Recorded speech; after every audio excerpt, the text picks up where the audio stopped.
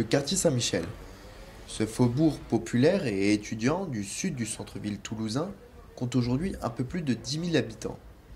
Historiquement, le quartier s'est construit autour d'un édifice emblématique du paysage de la ville rose, la maison d'arrêt Saint-Michel.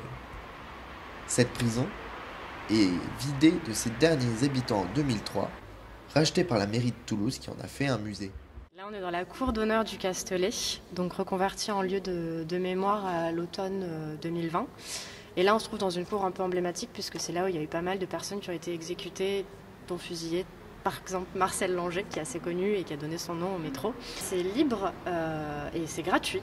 Et on est ouvert du mercredi au dimanche au tout public, donc c'est de 11h à 18h, donc c'est quand même des larges plages horaires. Alors la muséographie, elle se divise vraiment en trois grosses thématiques, puisque vous parlez de la prison Saint-Michel et des prisons, c'est assez large. En gros, on a une grosse thématique sur la vie carcérale, à savoir le quotidien des détenus, avec des témoignages d'actuels anciens détenus.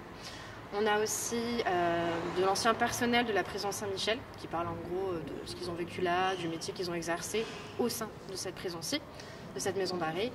On a une partie sur l'architecture aussi, voir un petit peu à quelle époque cette maison d'arrêt a été construite et pourquoi. Et enfin, on a toute une énorme partie sur la Seconde Guerre mondiale et du coup l'occupation et le rôle de la prison. Seule une petite partie de la prison est aujourd'hui visitable, le Castellet.